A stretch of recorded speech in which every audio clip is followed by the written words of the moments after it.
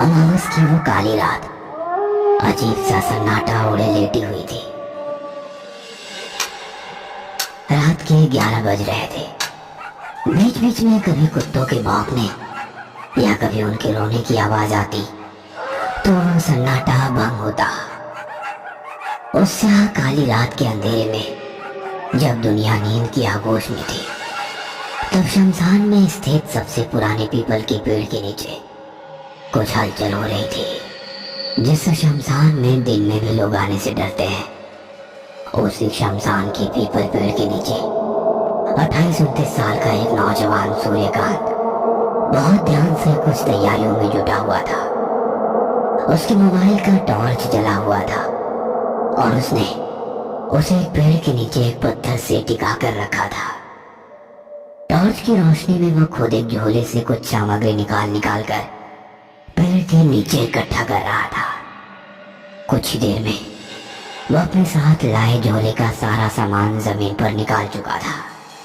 शराब की बोतल, तेज गंध वाला इत्र, काला कपड़ा, धुएं, दीप, आटा, कोयला, तेल, 2 नींबू जिसे लाल रंग में रंग दिया गया था, एक काला मुर्गा, माचिस और एक लोहे की छुरी। सूर्यकांत ने अपने सारे वस्त्र एक स्थान पर उतारे और नग्न अवस्था में आ गया। फिर उसने एक गोला घेरा बनाना शुरू कर दिया। सबसे पहले उसने आटे का घेरा बनाया, उसके बाद कोयले का घेरा।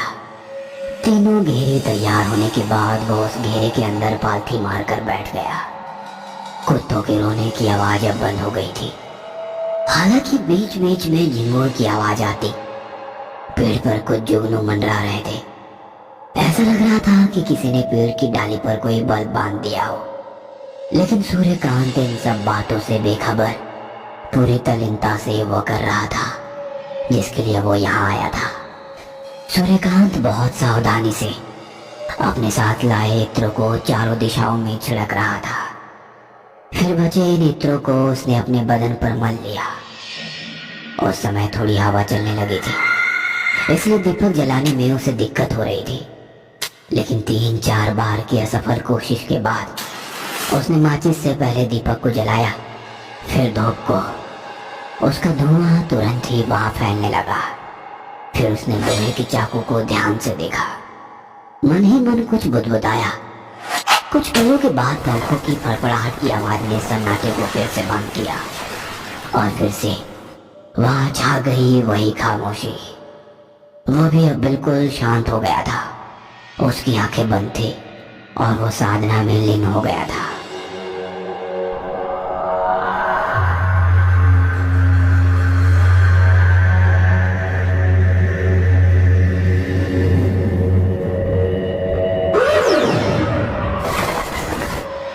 पिछले 1 सप्ताह से वो हर रात शमशान में आकर यही प्रक्रिया बार बार किए जा रहा था। हर रात सभी सामग्रियों के साथ वो शमशान में आता और आधी रात से साधना शुरू कर देता। यह साधना सुबह के 3 बजे तक चलती। फिर वो वापस अपने घर लौट जाता। लेकिन आज जब उसने अपनी साधना समाप्त की तो उसके दिमाग में एक ही चीज चल रही थी। कुछ नहीं हो रहा, कोई फायदा नहीं इन सब का, सब गलत है। 1 सप्ताह हो गए लेकिन अब तक कोई अनुभव नहीं हुआ मुझे। मैं कल से साधना के लिए नहीं आऊंगा। सूर्यकांत का धैर्य जवाब दे रहा था और इसका पहला कारण तो ये था कि उसने जिस उम्मीद के साथ साधना शुरू की थी उसका फल उसे नहीं मिल रहा था। और दूसरा कारण था पीपल के पेड़ पर भूत, प्रेत, पिशाच का भी वास होता है। उनके प्रकोप से बचने के लिए ही वो साधना के समय 3 घेरे बनाया करता। वो उनसे तो बच जाता, लेकिन रात को निकलने वाले कीड़े उसे लहूलुहान कर देते। वो साधना तो करता, लेकिन दर्द से वो बेचैन हो जाता। हर दिन उसका पूरा शरीर रक्त से भर जाता। उन कीड़ों के काटने के कारण उसके पूरे शरीर पर लाल लाल निशान उभर गए थे। जितनी उम्मीदों से सूर्यकांत ने साधना शुरू की थी, उन सारी उम्मीदों पर पानी फिर गया था, क्योंकि 1 सप्ताह बाद भी उसके हाथ खाली थे। उसके हाथ की रेखाएं अब भी उससे नाराज थी। अगले रोज वो साधना के लिए शमशान नहीं गया। लेकिन उसका नहीं जाना उस पर एक बड़ी मुसीबत बनकर टूटा। आधी रात को उसे लगा कि उसे किसी ने हवा में उठाकर नीचे फेंक दिया है। जब उसने इधर उधर देखा तो उसे कोई नजर नहीं आया। उस रात उसके साथ 3 बार ऐसा ही घटा। उसे समझ नहीं आ रहा था कि उसके साथ क्या हो रहा है। रात को डरते डरते वो किसी तरह सोया। सुबह जब उसकी नींद खुली तो उसके मुंह से भयानक चीख निकल गई। उसके शरीर पर एक भी कपड़े नहीं है। उसका पूरा शरीर फेसिंग वाले नुकीले दांतों से बंधा हुआ है, जिसके कारण उसके पूरे शरीर से खून निकल रहा है। साथ ही उसके घाव पर मक्खियां भिनभिना रही है। वह एक तरफ से मक्खियों को भगाता है तो मक्खियां दूसरी तरफ जाकर बैठ जाती। उसके शरीर से निकला खून धीरे धीरे जमीन पर इकट्ठा हो रहा था। उसके घाव पर मंडराने वाली मक्खियों ने अब अपना स्थान बदल लिया था और अब वह जमीन पर जमा खून पर भिनभिना रही थी। यह देखकर सूर्यकांत जोर से चीखता है, लेकिन ये क्या? चीख के बाद उसकी नजर अपने शरीर पर जाती है तो वह देखता है कि वो तो बिल्कुल ठीक है। ना तो उसका शरीर बंधा हुआ है और ना ही उसके शरीर से खून ही निकल रहा है।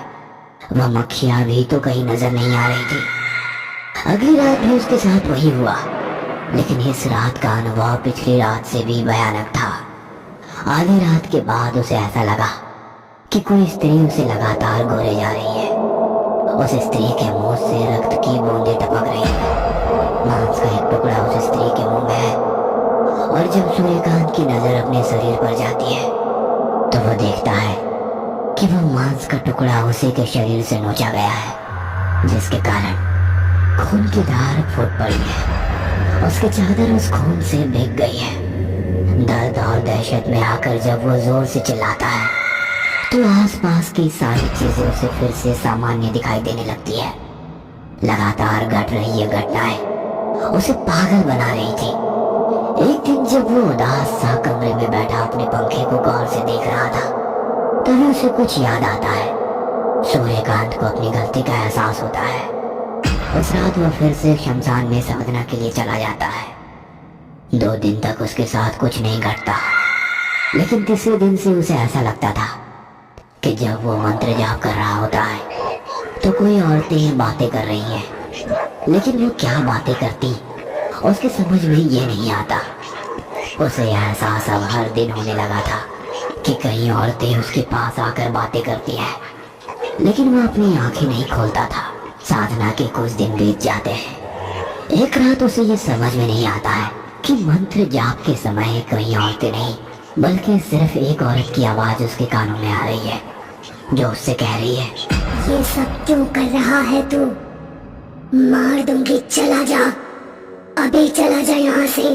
तुझे पता नहीं तो क्या कर रहा है, किस लिए कर रहा है तू? मार दूंगी मैं तुझे। सूर्यकांत डर से कांपने लगता है, लेकिन उसने अपनी आंखें नहीं खोली और मंत्र जाप करता रहा। अगले दिन से तो उसे वो आवाजें और भी तेज सुनाई देने लगी। उसे ऐसा भी लगता कि एक साथ पायल की आवाजें आ रही है तो कभी चोरियों की, और उसे यह भी एहसास होता कि उसकी पीठ पर कोई अपने नाखून से खरोच रहा है।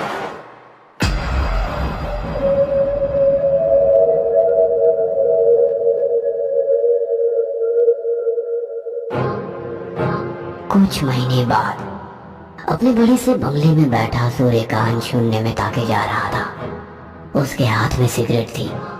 बीच बीच में वो उसका एक एक कश लगाता, फिर वो कहीं खो जाता। सब कुछ तो पा लिया है मैंने, यही चाहिए था ना मुझे, लेकिन फिर भी ये अशांति कैसी है मेरे मन में? क्यों ऐसा लगता है कि जेबें भरी है लेकिन अब भी मैं बिल्कुल खाली हूँ? कुछ वैसा ही जैसे खालीपन कुछ महीने पहले था। इस कहानी के लेखक है विजेंद्र कुमार कर्ण।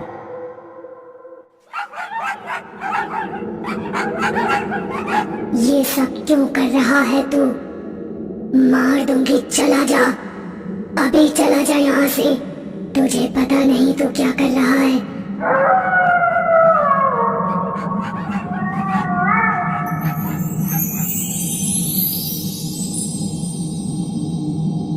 सब कुछ तो पा लिया है मैंने, यही चाहिए था ना मुझे, लेकिन फिर भी ये अशांति कैसी है मेरे मन में? क्यों ऐसा लगता है कि जेबें भरी है लेकिन अब भी मैं बिल्कुल खाली हूँ? कुछ वैसा ही जैसे खालीपन कुछ महीने पहले था।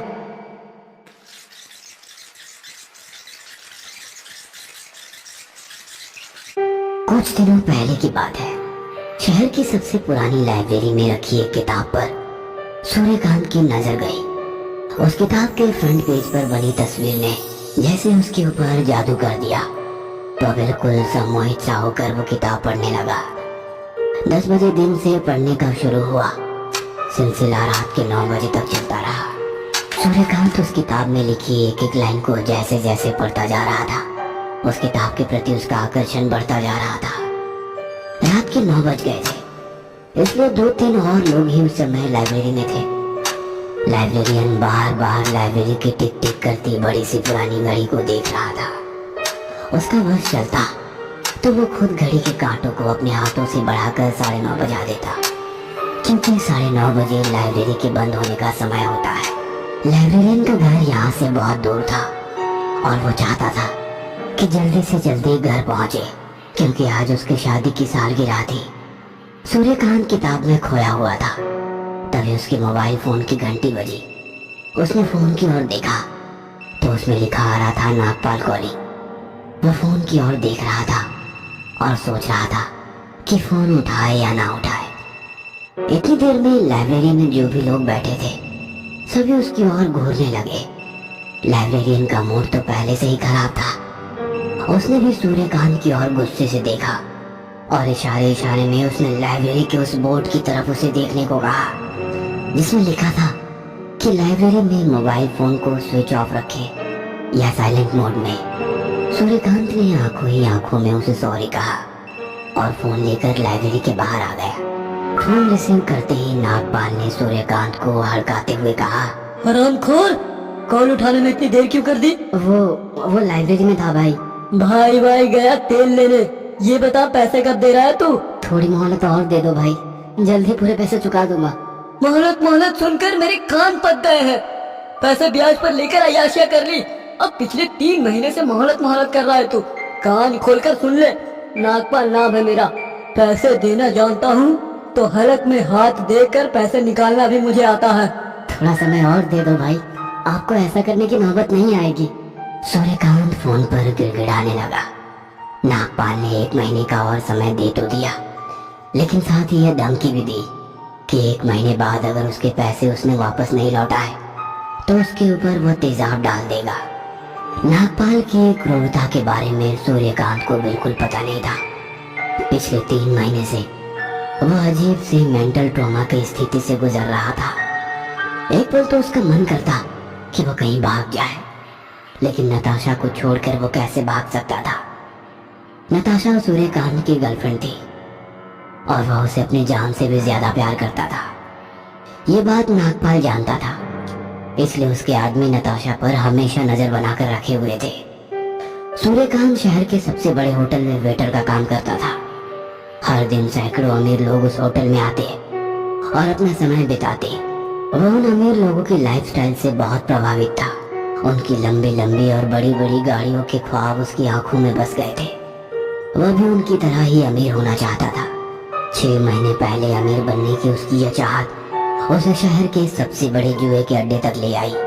उस दिन सूर्यकांत का शायद भाग्य भी प्रबल था, तभी तो जुए के अड्डे पर काट की सारी पत्तियां उसके फेवर में आ रही थी। जेब में लाए पैसे से 4 गुना कमाई करके वो अपने घर लौटा।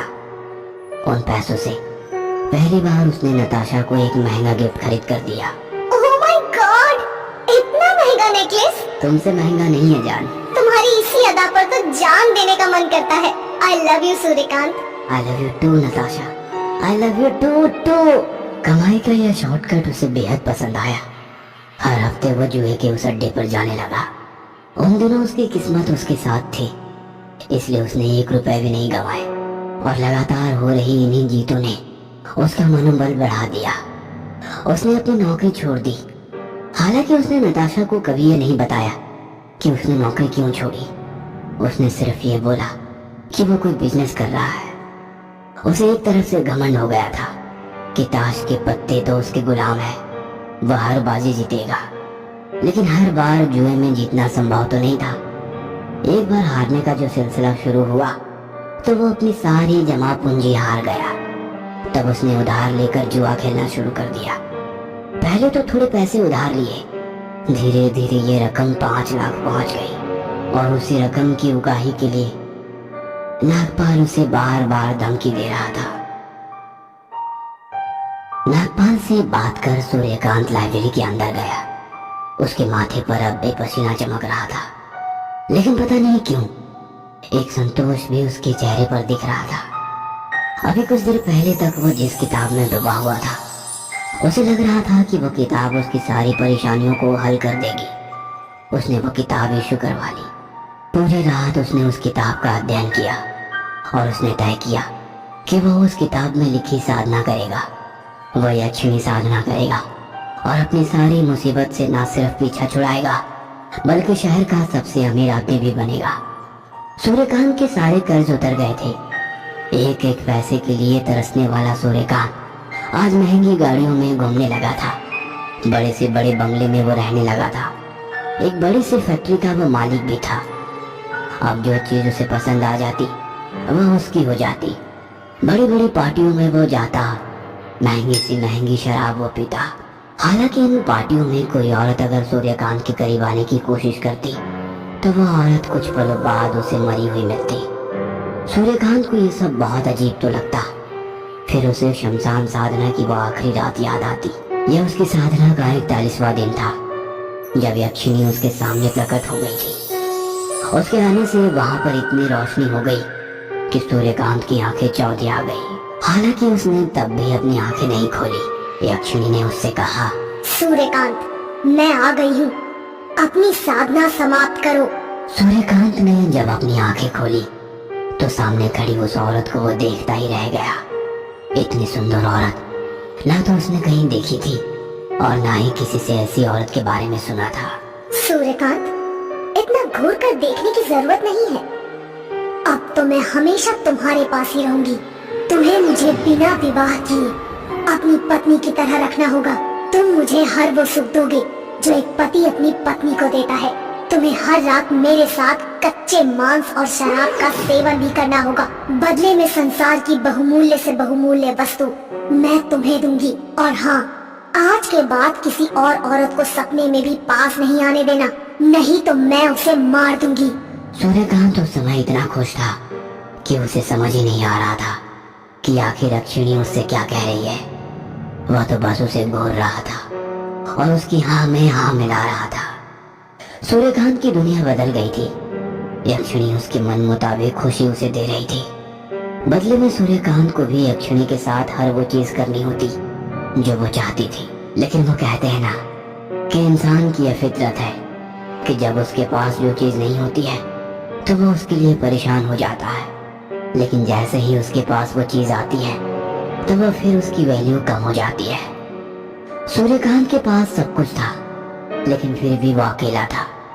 वह चाहता था कि वो अपना घर बसाए। अब यक्षिणी के साथ विवाह तो नहीं किया जा सकता था, वह पत्नी की जगह तो नहीं ले सकती थी। 7-8 महीने उसे अय्याशी भरा जीवन और यक्षिणी का साथ बहुत अच्छा लगा, लेकिन अब ये चीजें उसे अच्छी नहीं लगती थी। वह बोर हो गया था इन सब से। उसे अचानक नताशा की याद आने लगी।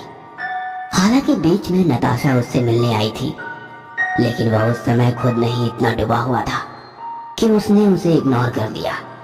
नताशा को लगा कि पैसे आने के बाद सूर्यकांत बदल चुका है, लेकिन अब नताशा के बिना वो रह नहीं पा रहा था। उसके आगे उसका मुस्कुराता चेहरा घूमने लगा था। नताशा के नर्म हाथ जब उसके गालों को सहलाते थे तो वो दुनिया की सारी टेंशन भूल जाता था। उसके साथ चाय की टपरी पर बैठना, बाइक में फुल स्पीड घूमना, सड़क किनारे खड़े होकर दोनों का गोलगप्पा खाना और सारी दुनिया भूल जाना, उसे पुरानी सारी यादें परेशान करने लगी थी। एक दिन वो तैयार होकर नताशा से मिलने उसके घर जा रहा था। तभी यक्षिणी ने उसका रास्ता रोका और उससे प्यार करने की इच्छा जताई, लेकिन सूर्यकांत का मन यक्षिणी से अब पूरी तरह भर गया था। उसने उसके आगे हाथ जोड़ लिए और कहा, मुझे माफ कर दो, अब मुझसे तुम्हारी सेवा नहीं हो पाएगी, मुझे मेरी नॉर्मल लाइफ वापस चाहिए। सूर्यकांत ये भूल गया था कि अक्षुणी उसके द्वार पर खुद नहीं आई थी, उसने उसे बुलाया था। वह उस किताब पे लिखी यह बात भी भूल गया था कि अक्षुणी को सिद्ध तो किया जा सकता है, लेकिन उसे भगाया नहीं जा सकता। और अक्षुणी की मांग का इनकार करना मतलब बर्बादी की शुरुआत। सूर्यकांत घर से निकलने ही वाला था कि उसके मोबाइल की घंटी बजी। किसी ने उसे बताया कि उसकी फैक्ट्री में आग लग गई है, सब कुछ जलकर राख हो गया है। सूर्यकांत भागा भागा अपनी फैक्ट्री की ओर गया, लेकिन वहां तो अब सिर्फ राख बची थी। उसे समझ में आ गया कि हो या ना हो, ये सब अक्षुणी को किए इनकार का ही परिणाम है। लेकिन अब उसे उस फैक्ट्री का मोह नहीं था, बस उसे नताशा चाहिए थी। वह नताशा के घर पहुंचा। बहुत देर तक उसने उसके घर का दरवाजा खटखटाया, लेकिन किसी ने दरवाजा नहीं खोला। अचानक उसकी नजर दरवाजे पर लटके ताले पर गई। अरे, यहाँ तो ताला लटका है, लगता है नताशा कहीं बाहर गई है। वह वापस लौटने ही वाला था कि तभी दरवाजे का ताला अपने आप खुल गया। वह कमरे के अंदर गया। उसने जैसे ही कमरे में प्रवेश किया, उसकी चीख निकल गई। उसने देखा कि नताशा पंखे से लटकी हुई है। उसकी आंखें बाहर की ओर आ गई है और उसकी गर्दन एक और लुढ़की हुई है। उसकी जीभ बाहर की ओर है और उसी कमरे में अक्षुणी नताशा को अपनी बड़ी बड़ी आंखों से घूर रही है। सूर्यकांत ने आगे बढ़ने के लिए तरक्की पाने के लिए शॉर्टकट का सहारा लिया, लेकिन अंत में उसके हाथ खाली के खाली रह गए। दोस्तों, तरक्की किसे पसंद नहीं? कौन नहीं चाहता कि दुनिया की सारी सुख सुविधाएं उसके कदमों में हो? लेकिन उसके लिए सूर्यकांत जैसे शॉर्टकट को आजमाने से पहले इस बात को गांठ बांध लीजिएगा कि इसकी बहुत बड़ी कीमत आपको चुकानी पड़ेगी। इस कहानी के लेखक हैं विजेंद्र कुमार कर्ड।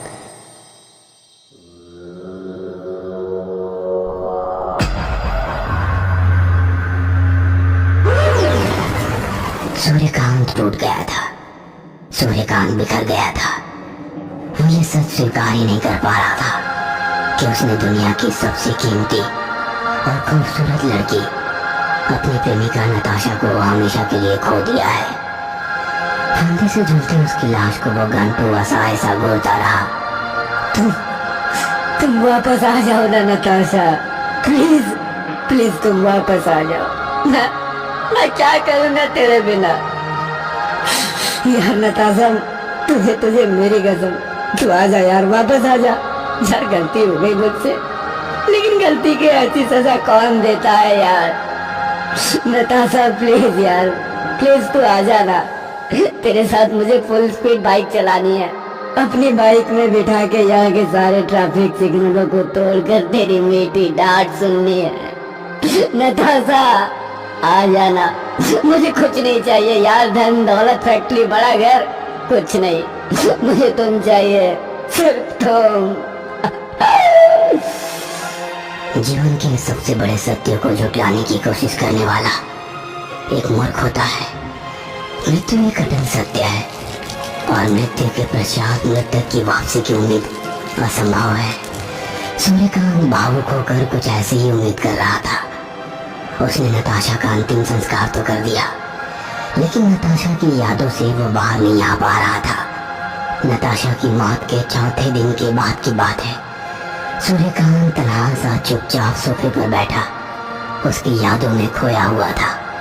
तभी बारिश होने लगी। वह उठकर खिड़की के पास गया और बारिश देखने लगा। बारिश की बूंदें जैसे जैसे जमीन को छूती, सूर्यकांत यादों की उन गलियों में चला जाता जहां वो लाख चाहकर भी हकीकत में नहीं जा सकता था। यादों की उस गली में जहां एक बार बारिश के कारण उसकी बाइक खराब हो गई थी। सूर्यकांत, अगर तुम्हारी बाइक बारिश में यहाँ खराब नहीं हुई होती तो हमें कभी पता ही नहीं लगता कि इस तरफ इतने अच्छे गोलगप्पे मिलते हैं। वैसे हर जगह के गोलगप्पे के बारे में तुम्हारा ऐसा ही ख्याल है ना नताशा? इंडिया गेट, पालिका बाजार, दिल्ली हाट, पश्चिम बिहार, क्यों सही कहा ना जान? तुम मेरी खिंचाई कर रहे हो ना? ठीक है, कर लो खिंचाई, but yes I love golgappa. अरे पहले खा तो लो फिर बोलना। अरे देखो तो, गोलगप्पे का पानी खुद पर गिरा लिया।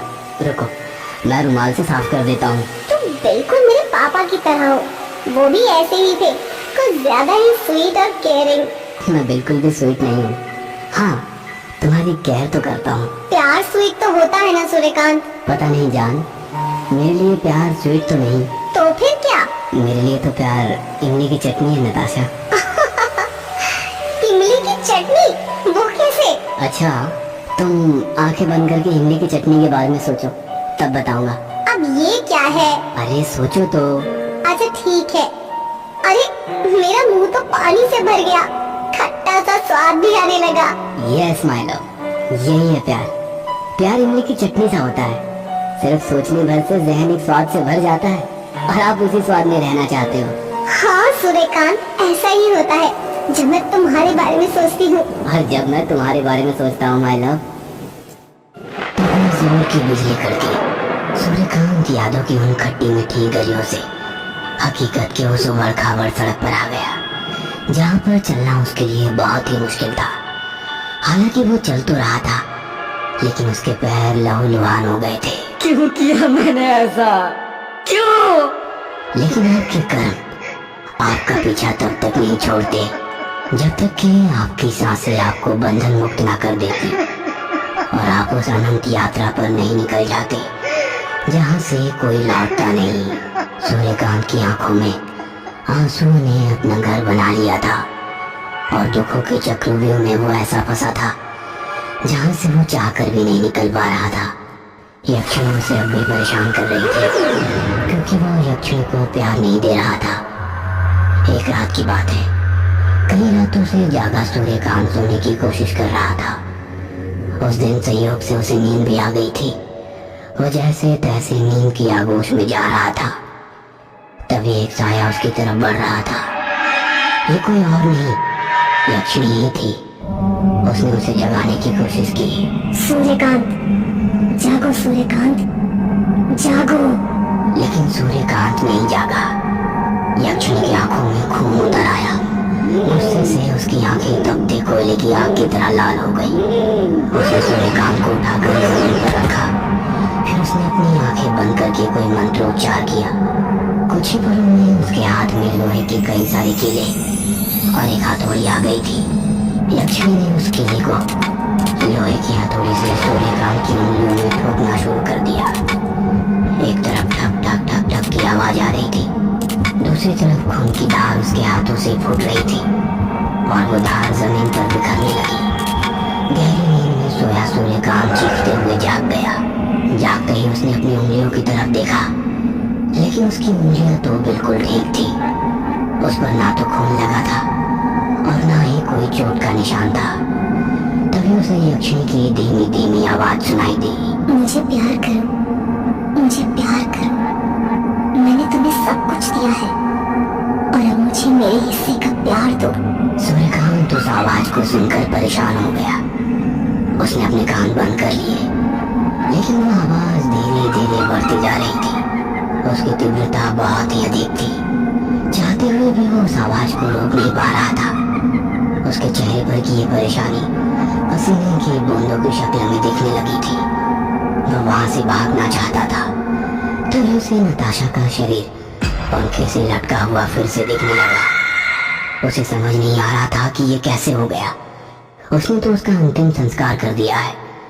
अचानक नताशा की गर्दन, जो एक तरफ लुढ़की हुई थी और उसकी जेब बाहर थी, वह गर्दन बिल्कुल सीधी हो गई और उसकी जेब भी अंदर चली गई। यही नहीं, उसके बाद नताशा के शरीर में हलचल होने लगी। उसकी दोनों आंखें बंद अचानक से खुल गई और वो आंखें सूर्यकांत की ओर घूरने लगी। सूर्यकांत, प्लीज मुझे बचा लो। मुझे तुम्हारे साथ जीना है सूर्यकांत। तुमसे शादी करनी है। तुम सुन रहे हो ना मैं क्या कह रही हूँ? प्लीज मुझे बचाओ।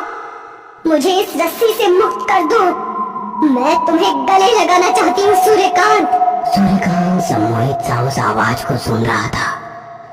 अचानक से उसे लगने लगा कि उसकी नताशा वापस आ गई है। वो दौड़ कर गया और पंखे से लटके उसके शरीर को रस्सी से आजाद किया। नताशा ने उसे गले लगा लिया और उसे चूमती हुई बोली, सूर्यकांत, यहाँ से भागो, यहाँ से भाग चलो। उसके बाद नताशा ने अपना हाथ उसे पकड़ने के लिए कहा।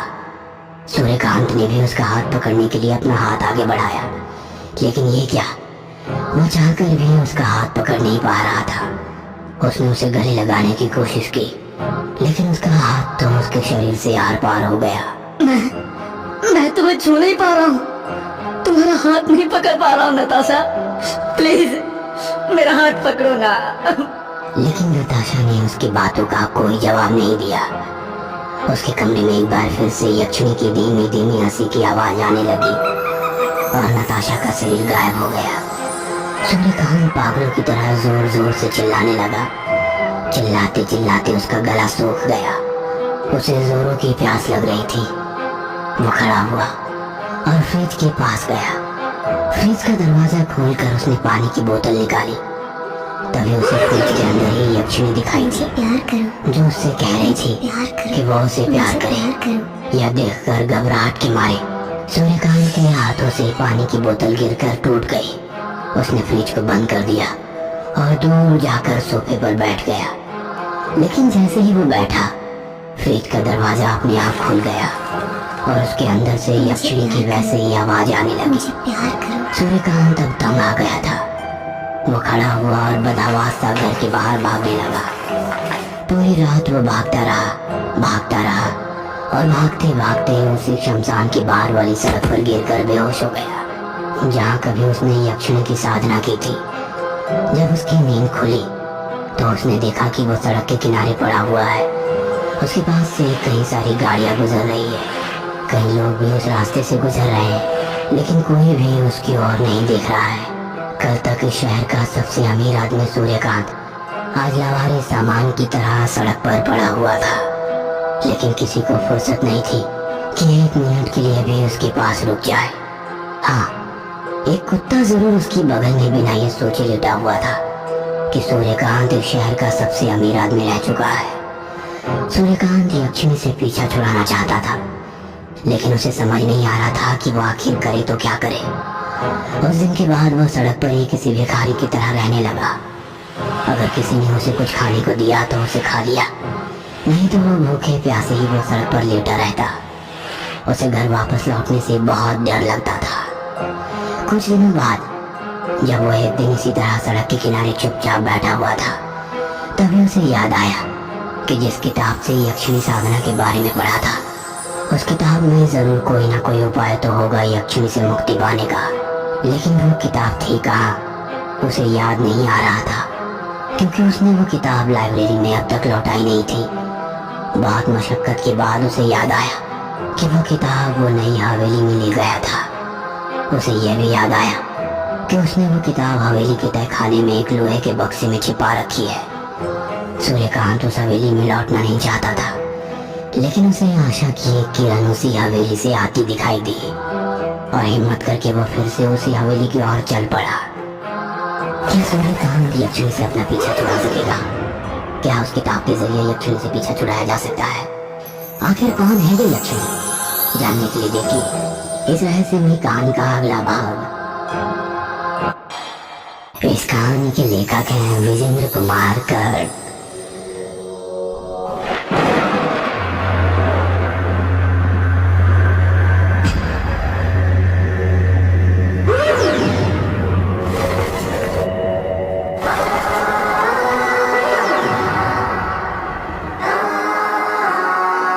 हिम्मत करके वो फिर से उसी हवेली की ओर चल पड़ा।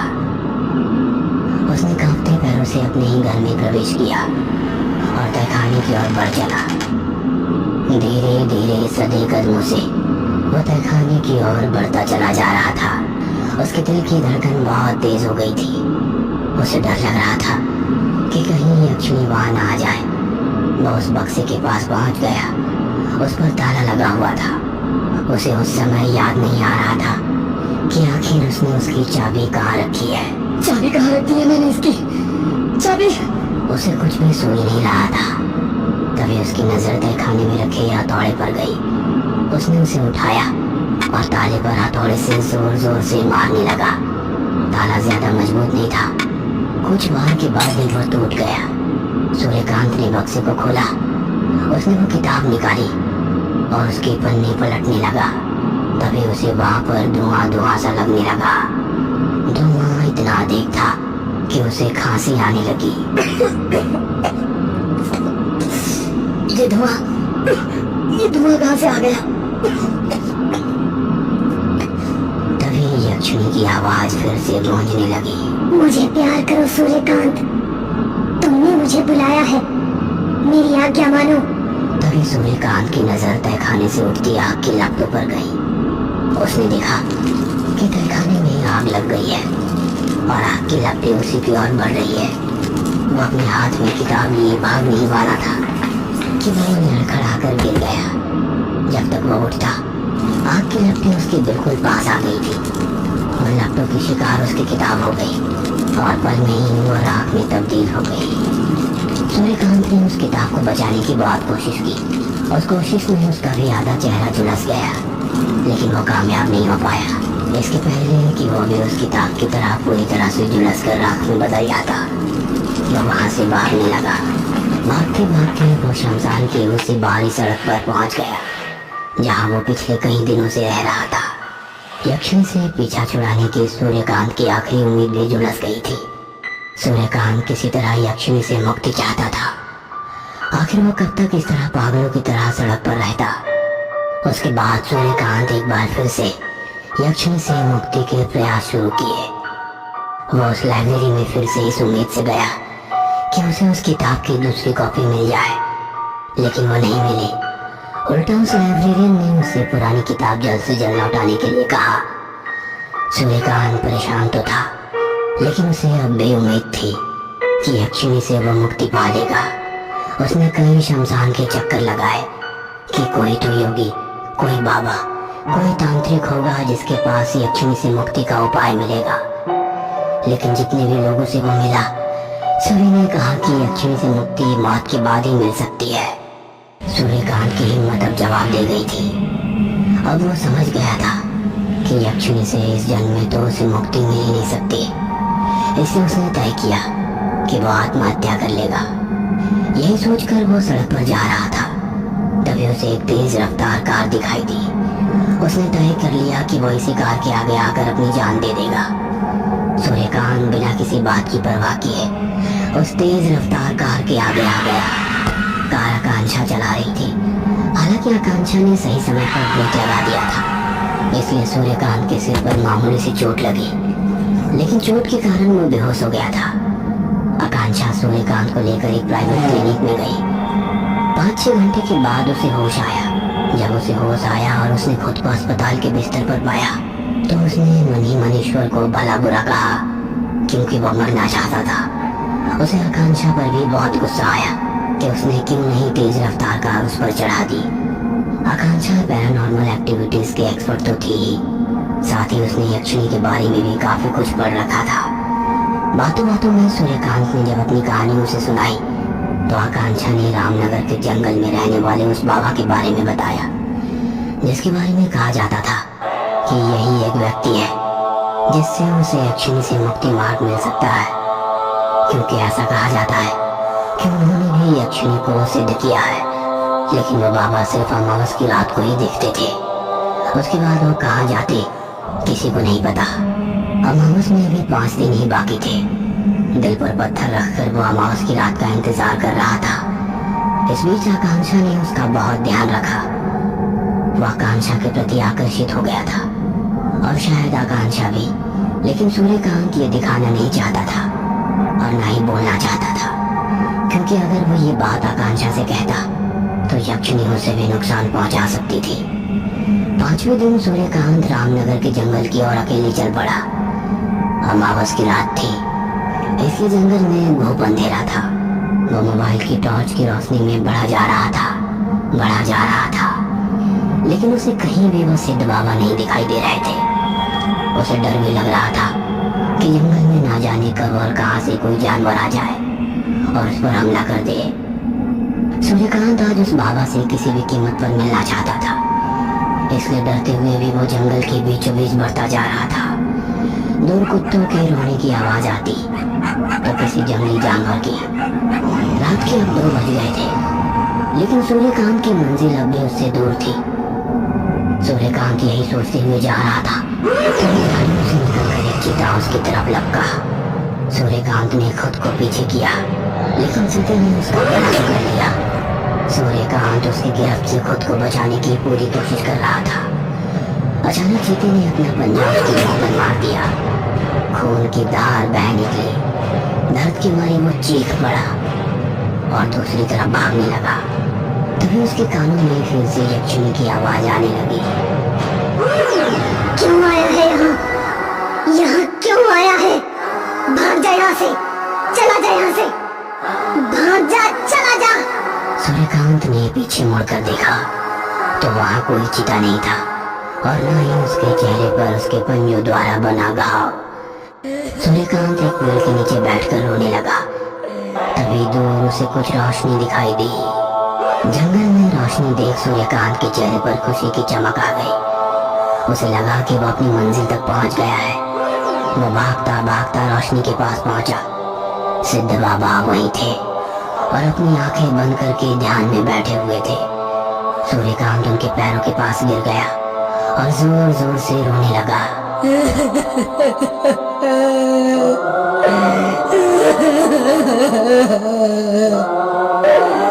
तभी बाबा ने अपनी आंखें खोली और उससे कहा, सूर्यकांत तुम आ गए।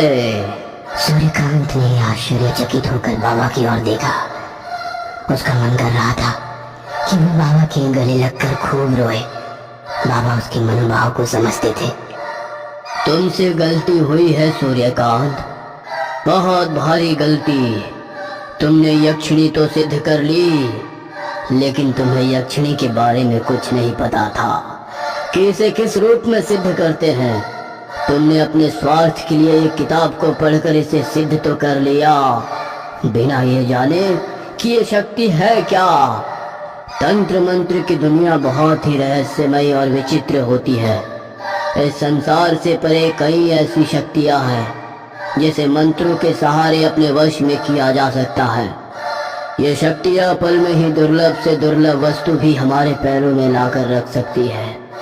हमारी पौराणिक कथाएं और धार्मिक ग्रंथ इस बात का सबसे बड़ा उदाहरण है कि इन शक्तियों को वश में करके असंभव से असंभव काम भी संभव बनाए गए हैं। दानवों ने इन्हीं मंत्रों के सहारे तो ऐसे ऐसे कार्य किए जिससे कई बार देवताओं तक का अस्तित्व संकट में आ गया। दानव ही क्या, मनुष्य ने भी तो इन मंत्रों के प्रयोग से देवों को सिद्ध किया है। लेकिन मंत्रों के सहारे इन शक्तियों को प्रसन्न करना बहुत ही दुर्गम है। अगर आपकी साधना में जरा सी भी त्रुटि रह गई तो यमलोक का द्वार पल में आपके लिए खुल जाएगा और आपका शरीर सजीव से निर्जीव की गिनती में आ जाएगा। यक्षिणी हमारे जैसे ही इस पृथ्वी लोक में आम इंसानों के बीच में ही रहती है, लेकिन आप और हम इसे देख नहीं सकते हैं, क्योंकि बिना साधना की शक्ति के हमारी भौतिक आंखों से इन्हें नहीं देखा जा सकता है। पीपल का पेड़ इनका निवास स्थान होता है। सात्विक सामग्री से यक्षिणी साधना कठिन है। बिना तामसिक वस्तुओं के प्रयोग के यक्षिणी को प्रसन्न नहीं किया जा सकता है, और अगर एक बार ये सिद्ध हो गई तो फिर रातों रात किस्मत के काले अंधेरे में समृद्धि की चकाचौंध रोशनी आ जाती है। लेकिन हमें बिना गुरु के यक्षिणी की साधना कभी नहीं करनी चाहिए। यक्षिणी के साधना के वक्त हमें उन्हें माता के रूप में प्राप्त करने का संकल्प लेना चाहिए। सूर्यकांत ने यक्षिणी को पत्नी या प्रेमिका के रूप में संकल्प लेकर साधना की थी। इसके बाद सिद्ध बाबा ने कहा, सूर्यकांत एक बार फिर से तुम्हें यक्षिणी की साधना करनी होगी, लेकिन इस बार तुम्हें माता के रूप में उनका आह्वान करना होगा। अगर वो प्रसन्न हो जाती है तो तुम जो इच्छा उनसे कहोगे वो इच्छा वो पूरी कर देंगी। और हाँ, महारूप में सिद्ध यक्षिणी आशीर्वाद देकर वापस लौट जाती हैं, लेकिन दूसरी साधना की राह में प्रेमिका रूप में सिद्ध यक्षिणी बहुत कांटे बोएगी। वो चाहेगी कि वो किसी तरह तुम्हारी साधना सफल ना होने दे। वो बहुत सारे हथकंडे अपनाएगी लेकिन तुम्हें बिल्कुल ही दृढ़ निश्चय के साथ साधना करनी होगी। सूर्यकांत एक बार फिर से यक्षिणी साधना करने के लिए पीपल के पेड़ के नीचे बैठ गया। इस बार उसने बाबा द्वारा दिए गए रक्षा मंत्र का घेरा अपने चारों ओर बनाया और दुकानी मुर्गे की बलि के साथ साधना शुरू कर दी। लेकिन सूर्यकांत की राह आसान नहीं थी, क्योंकि यक्षिणी उसकी साधना में विघ्न डालने के लिए तैयार खड़ी थी। यक्षिणी की शक्ति बहुत ही तीव्र होती है। अपनी शक्ति के इस्तेमाल से वो सूर्यकांत को परेशान करने लगी। कभी उसे लगता कि उसके कानों के पास कोई जोर जोर से घंटा बजा रहा है। उसकी आवाज से सूर्यकांत के कानों से खून तक निकलने लगता, लेकिन वो अपनी साधना से पीछे नहीं हटता।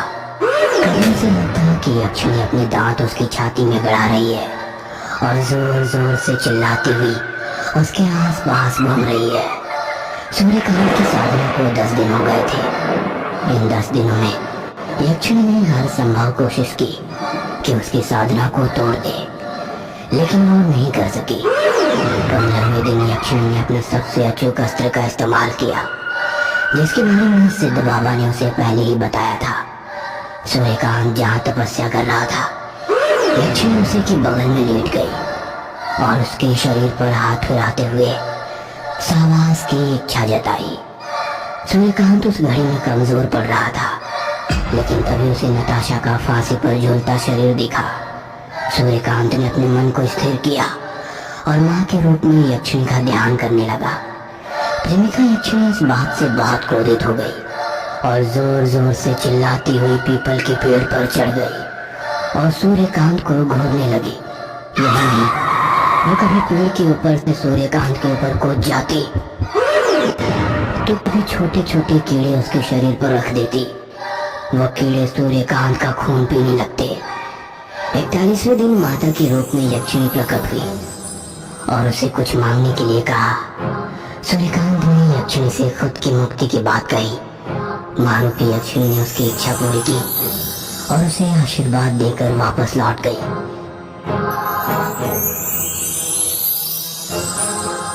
सूर्यकांत आज उसी होटल में वेटर का काम करता है जहां वो पहले किया करता था।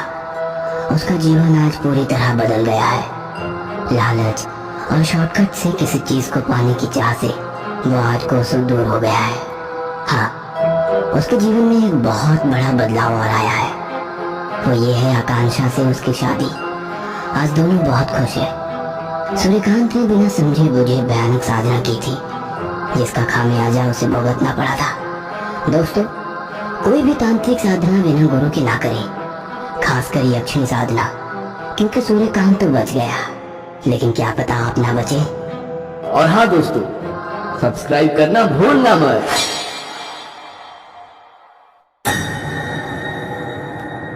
ये कहानी आपको अच्छी लगी हो तो हमें सब्सक्राइब करें